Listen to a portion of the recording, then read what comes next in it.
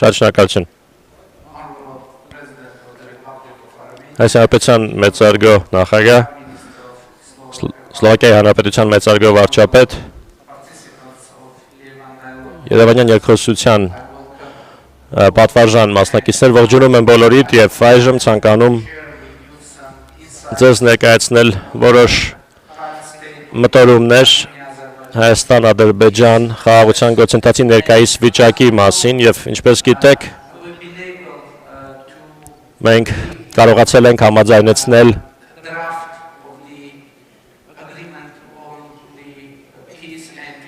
Հայաստանի եւ Ադրբեջանի միջև խաղաղության եւ միջպետական հարաբերությունների հաստատման մասին համաձայնագրի պայմանագրի նախագիծը փաստաթուղթը վերջնական տեսքի ենք բերել եւ ավարտել ենք նախագծի շուրջ բանակցությունները եւ Հայաստանը հայտարարել է եւ անձնապես ես անձամբ հայտարարել եմ, որ պատրաստ եմ ստորագրել փաստաթուղթը եւ գիտեք, որ Ադրբեջանը պաշտոնապես կապակցում է պայմանագրի ստորագրումը երկու խնդիրների հետ։ Դրանցից առաջինը իհարկե Մինսկի խմբի կառույցների լուծարումն է։ Գիտեք, որ իհարկե Մինսկի խումբը ստեղծվել էր որպես հարթակ բանակցությունների համար։ Հայաստանի եւ Ադրբեջանի միջև բանակցությունների համար հարթակ հակամարտության հարցերով բանակցություններ վարելու համար եւ ընդհանրապես պիտի ասեմ, որ իհարկե Մինսկի խմբի լուծարման օրակարգը ընդունելի է մեզ համար եւ մենք պատրաստ ենք առաջ շարժվել, բայց մյուս կողմից մենք ուզում ենք համոզվել, որ հավաստիանալ, որ մենք եւ Ադրբեջանը նույն կերպ ենք ընկալում իրավիճակը, ուզում ենք հավաստիանալ, որ Ադրբեջանի մտադրությունը չէ իր տարածքում հակամարտային իրավիճակը փակել եւ արտահանել այն Հայաստանի Հանրապետության տարածք։ Ինչու ենք այսպես ասում, որովհետեւ գիտեք, որ դժբախտաբար վերջին տարիներին Ադրբեջանը սկսել է Հայաստանի Հանրապետության ինքնիշխան տարածքի մոտավորապես 60%-ը անվանել այսպես կոչված արևմտյան Ադրբեջան եւ գիտեք, մեր դիրքորոշումն այդ հարցի վերաբերյալ մենք բազմիցս ասել ենք, որ չի կարող լինել արևմտյան Ադրբեջան Հայաստանի Հանրապետության ինքնիշխան տարածքում, ուստի ընդհանուր առմամբ որն է մեր առաջարկը ապագայի համար։ Մենք առաջարկում ենք ստորագրել խաղաղության պայմանագիրը եւ զուգահեռաբար դիմել ԵԱՀԿ-ի Մինսկի խմբի կառույցները լուծարելու հարցով։ Ես կարծում եմ, որ դա կառուցողական մոտեցում է եւ կառուցողական առաջարկ է ունենալ երկու փաստաթղթեր սեղանին դրված եւ ստորագրել այդ փաստաթղթերը միաժամանակ նույն պահին, նույն վայրում։ Հաջորդ խնդիրը, որը Ադրբեջանը բարձրացնում է,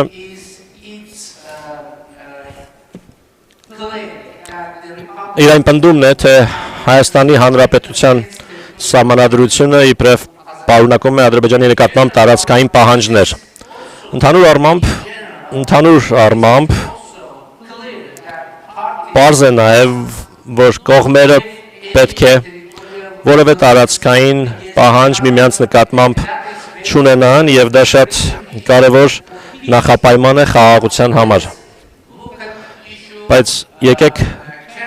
խնդիրը ուշադիր դիտարկենք եւ հասկանանք, արդյոք տարածքային պահանջներ կան Հայաստանի Հանրապետության սահմանադրության մեջ ընդդեմ Ադրբեջանի։ Միակ կառույցը, որը պաշտոնապես կարող է հայտարարել, թե ինչ է պարունակում եւ ինչ չի պարունակում Հայաստանի Հանրապետության սահմանադրությունը, Հայաստանի Հանրապետության սահմանադրական դատարանն է։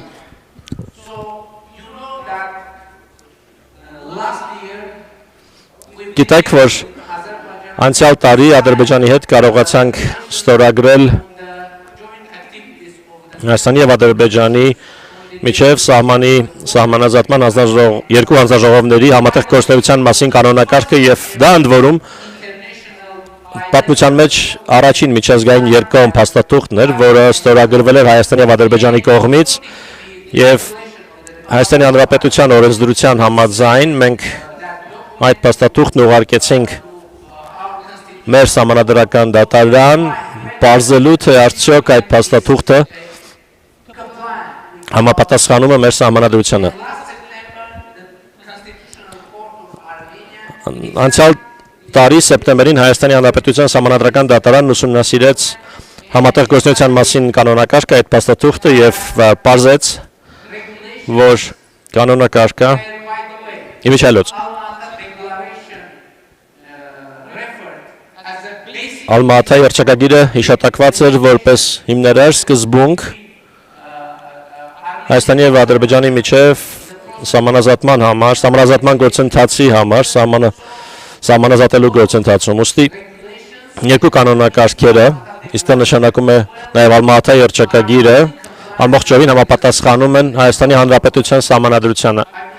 Ցանկանայի բարձրաբանել, թե ինչ է Ալմատայի հռչակագիրը։ Դա փաստաթուղթ է, որը ստորագրվել է 1991 թվականին նախկին խորհրդային սոցիալիստական 11 հանրապետությունների, նախկին ԽՍՀՄ-ի 11 հանրապետությունների կողմից եւ Ալմատայի հռչակագիրը երկու հիմնական իմաստ ունի։ Նախ սովետական միությունը, խորհրդային միությունը դադարում է գոյություն ունենալ եւ երկրորդը ստորագրող կողմերը, ստորագրող պետությունները դառնում են անկախ պետություններ, ճանաչում միմյանց տարածքային ամբողջականությունը եւ սահմանների անխախտելիությունը, ինքնիշխանությունը եւ այլն։ Ուստի մեր սահմանադրական դատարանը գտել է, եզրակացրել է, որ Ալմատայի հռչակագիրը ամբողջովին համապատասխանում է Հայաստանի Հանրապետության սահմանադրությանը, որը նշանակում է, որ Հայաստանի Հանրապետության սահմանադրության մեջ չկա տարածքային պահանջ որևէ հարևանի նկատմամբ, քանի որ Ալմատայի հռչակագիրը նշանակում է, որ անկախ Հայաստանի տարածքը եւ անկախ Ադրբեջանի տարածքը նույնն են, ինչ համապատասխանաբար խորհրդային Հայաստանի եւ խորհրդային Ադրբեջանի տարածքները։ Սակայն դա ամբողջ պատմությունը չէ, քանի որ ինչպես արդեն ասացի, մենք կարողացել ենք խաղաղության պայմանագրի տեքստի նախագծում Հայաստանի եւ Ադրբեջանի միջև համաձայնության գալ եւ համաձայնեցված տեքստում արդեն դրույթ կա այն մասին, որ կողմերը հաստատում են, որ նախկին խորհրդային հանրապետությունների միջև վարչական սահմանները դառնում են համապատասխան անկախ պետությունների միջազգային սահմաններ եւ կողմերը ճանաչում են միմյանց ինքնիշխանությունը, տարածքային ամբողջականությունը եւ միջազգային սահմանների անխախտելիությունը եւ միմյանց քաղաքական անկախությունը։ Այսպիսով արդեն իսկ համաձայնեցված մասն է սա խաղաղության պայմանագրի համաձայնեցված տեքստի Հայաստանի եւ Ադրբեջանի միջև, ընդ որում նույն փաստաթղթում հղում է արված Ալմատայի հռչակագրին որպես հիմնական սկզբունք նաև խաղաղության պայմանագրի տեքստում։ Այսպիսով համաձայնեցված տեքստում մենք դրույթ ունենք, ինչպես տեսնում եք, եւ տեսնում եք, որ Հայաստանը եւ Ադրբեջանը ճանաչում են միմյանց տարածքային ամբողջականությունը այնպես, ինչպես եղել է խորհրդային միության ժամանակներում որպես խորհրդային սոցիալիստական հանրապետություններ։ Խաղաղության պայմանագրի համաձայնեցված տեքստի նախագծում մեկ դրույթ էլ կա։ Կողմերը հայտարարում են, որ միմյանց նկատմամբ չունեն որևէ տարածքային պահանջներ եւ ապագայում չեն ներկայացնելու որևէ նման պահանջներ։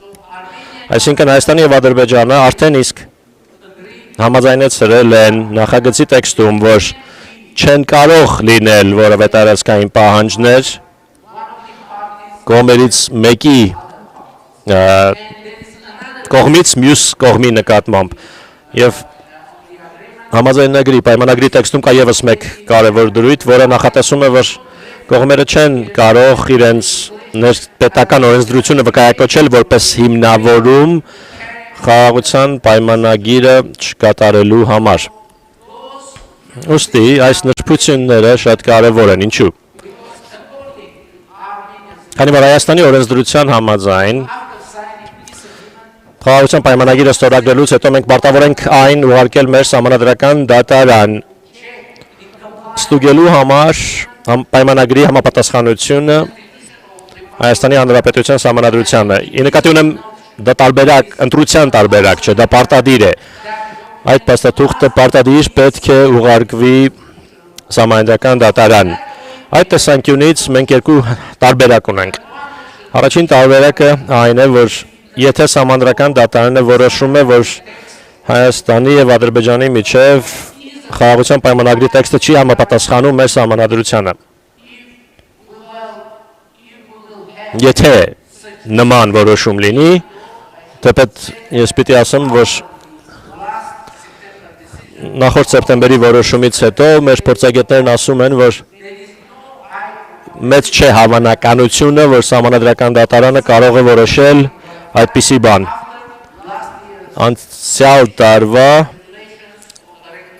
այն որոշումից հետո, որը վերաբերում էր սահմանազատման հանձնաժողովների կանոնակարգին, բայց դատարանը է եւ եթե սահմանադրական դատարանը որոշի, որ խաղաղության պայմանագիրը չի համապատասխանում մեր սահմանադրությանը, մենք կունենանք շատ առանձնահատուկ իրավիճակ, որում պետք է որոշում կայացնել։ Ազնիվ ասեմ, այդ պարագայում ինչպիսի դիրքորոշում կունենա Հայաստանի Հանրապետության կառավարությունը եւ անձամբ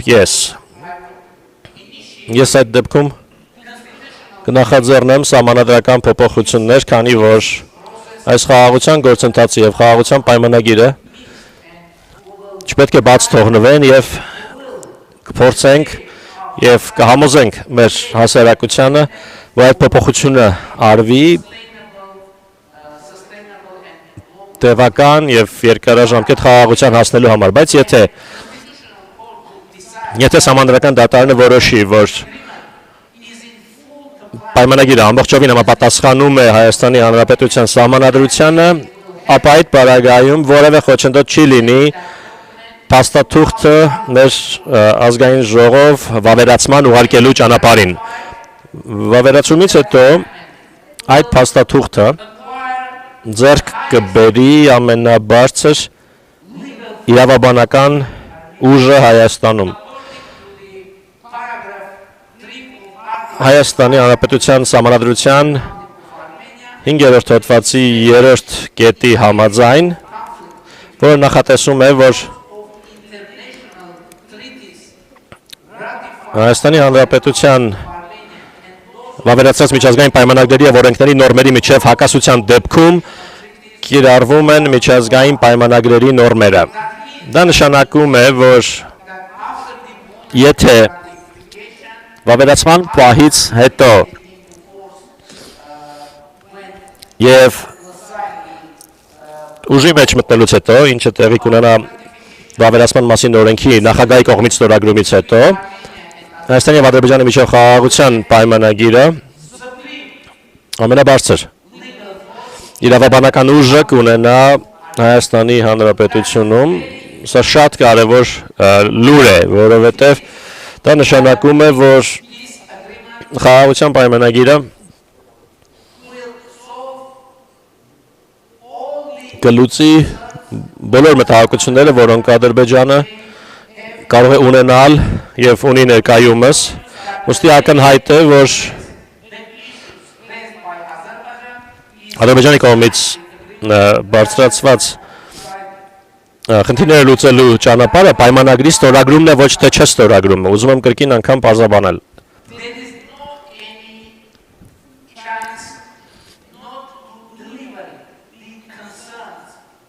Հնարավորություն չկա,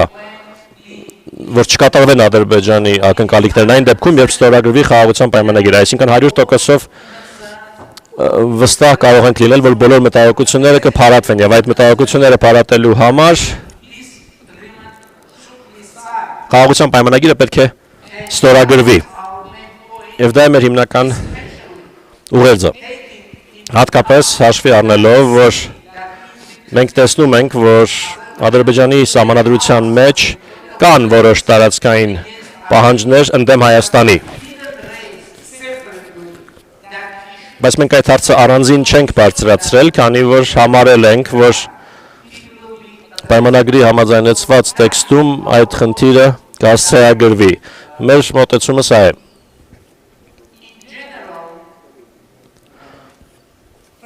Ընդհանուր առմամբ, անկեղծ ասած, կան Ադրբեջանի կողմից բարձրացված խնդիրների երկու տարբերակներ։ Որոշ փորձագետներ ասում են, թե դա ընդամենը պատերվակ է, որպեսզի Ադրբեջանը հետաձգի խաղաղության պայմանագրի ստորագրումը։ Սակայն Հայաստանի կառավարության դիրքորոշումը հետևյալն է։ Մենք փորձում ենք հաշվի առնել այն հանգամանքը, որ Ադրբեջանի կողմից բարձրացված մտահոգությունները անկեղծ են եւ մենք դիտարկում ենք, որ տեսնենք, թե արդյոք առաջարկվող ճանապարհային քարտեզը լուծում է, փարատում է Ադրբեջանի մտահոգությունները եւ ես կարծում եմ, որ ես կարողացա հստակ ներկայացնել, որ դա արվում է։ Խաղաղության պայմանագրի ստորագրումը հասցեագրում է, փարատում է, լուծում է բոլոր հնարավոր խնդիրները եւ Հայաստանին է եւ Ադրբեջանին է։ Ուստի իմ դիրքորոշումը, իմ կոչը այս իրավիճակում հետևյալն է։ Մենք պետք է կենտրոնանանք խաղաղության պայմանագրի ստորագրման ուղղությամբ եւ ես վերահաստատում եմ, որ անձամբ ես եւ մեր կառավարությունը, մեր քաղաքական թիմը պատրաստ ենք առաջ շարժվելու եւ ստանձնելու պատասխանատվության մեր բաժինը տևական եւ կայուն խաղաղություն մեր տարածաշրջանում ունենալու համար։ Բայց ես կցանկանայի նաեւ ասել, որ այս պահի դրությամբ կարողացել ենք որոշակի ձեռքբերում ունենալ Ադրբեջանի հետ։ 2024 թվականին մենք սահմանազատել եւ սահմանակեցել ենք ընդհանուր սահմանի մոտ 12.7 կիլոմետրը եւ ես կցանկանայի ձեզ ցույց տալ, թե ինչպիսին է այն։ Այժմ սահմանազատված, սահմանագծված սահմանը Հայաստանի Հանրապետության եւ այսպիսին է, ունենք որոշ հատվածներ սահմանի ամբողջական, որտեղ ամբողջական 100%-անոց խաղաղություն է եւ այսպես ասենք անվտանգության երաշխիքներ։ Տարածաշրջանային խաղաղության եւ բարեկեցության համար հաջորդ շատ կարեւոր նախագիծը մեր նախագիծն է, որը շատ կարևոր անվանում ունի խաղաղության խաչմերուկ։ Այս նախագծի շրջանակում Հայաստանը առաջարկել է կոնկրետ լուծում տարածաշրջանային հաղորդակցության ուղիները երկկողմ միջազգային եւ տարանցիկ շարժի համար բացելու նպատակով եւ խաղաղության խաչմերուկ նախագիծը մի քանի կարևոր սկզբունքների վրա է հիմնված։ Դրանք են տարածքային ամբողջականությունը, ինքնիշխանությունը, իրավազորությունը այն պետությունների, որոնց տարածքով անցնում են ճանապարհները, հաղորդակցության ուղիները եւ փոխադարձությունը, որը նույնպես շատ կարևոր սկզբունք է այս նախագծի համար։ Եվ կտեսնեք, կարող եք տեսնել, որ սա շատ կարևոր նախագիծ է հաղթահարելու համար մատակարարման համաշխարհային շղթաների ճգնաժամերը։ Ադրբեջանի եւ Թուրքիայի հետ մեր ճանապարհները երբ բացվեն, դա եւս մեկ կամ նոր հնարավորություններ կբացի կապակցելու համար արևելքը եւ արևմուտքը, հյուսիսը եւ հարավը։ Եվ այժմ այն ճանապարհները, որոնք տեսնում եք, առաջարկվում են մեր կողմից, մենք շատ կոնկրետ առաջարկ ենք ներկայացնում, որոշումներ կայացնել եւ առաջ շարժվել, բայց դժբախտաբար մենք տեսնում ենք որոշակի վարանողականություն Ադրբեջանի մոտ եւ իհարկե մենք շատ ակտիվորեն քննարկում ենք հնարավոր լուծումները եւ Հայաստանը այն արծի ուղղությամբ է կենտրոնացել, թե ինչպես է հնարավոր առաջընթաց ունենալ,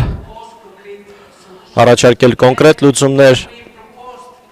Մենք առաջարկել ենք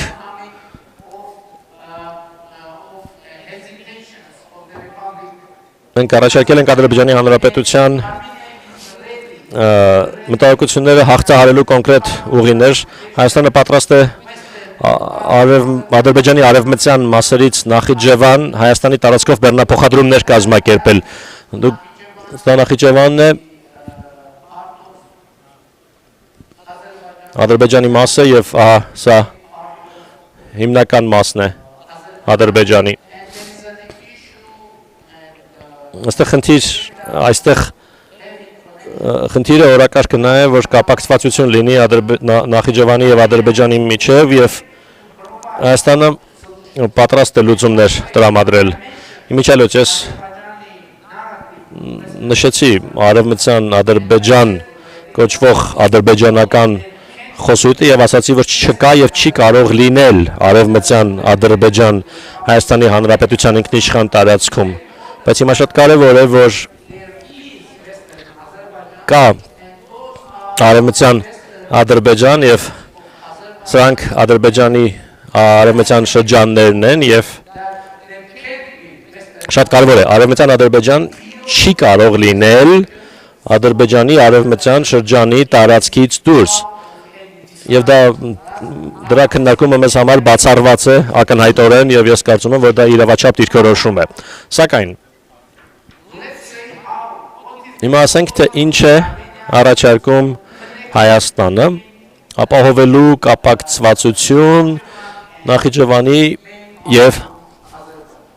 Հայաստանի հիմնական մասի միջև։ Մեր առաջարկը հետեւյալն է։ Ինչպես ասել եմ, Ադրբեջանը որոշակի վարանողականություն ունի կապված իր քաղաքացիների Հայաստանի տարածքով անցնելու հետ եւ մենք ասացինք, որ որևէ վարանողականություն, որևէ կասկած մենք չունենք եւ մենք պատրաստ ենք որոշակի ծառայություններ առաջարկել եւ մեր գաղափարը այն է, որ հայկական լոկոմոտիվները կարող են Հայաստանի եւ Ադրբեջանի հսկողությունը անցնել, գնացքները Ադրբեջանից կարող են գալ, անցնել անձնագրային սահմանային վերահսկողություն եւ հասնել մինչեւ Նախիջևան, բեռնափոխադրող գնացք եւ մնալ այնտեղ եւ հակառակ ուղղությամբ։ Շատ կարեւոր է, որ Հայաստանը ներկայումս կոնկրետ առաջարկ ունի ապահովելու սա, կազմակերպելու սա, քանի որ երբեմն որոշ միջազգային գործընկերներ տպավորություն են ստեղծում, թե Հայաստանը պատրաստական չէ բացելու կապակցող ուղիները, կապակցվածությունը Ադրբեջանի եւ Նախիջևանի միջև, Ադրբեջանից Նախիջևան կապակցվածության եւ հակառակ ուղղությամբ կապակցվածության համար, բայց մեզ համար շատ կարեւոր է դա դիտարկել տարածաշրջանային կապակցվածության համատեքստում, հաղորդակցման ուղիների համատեքստում։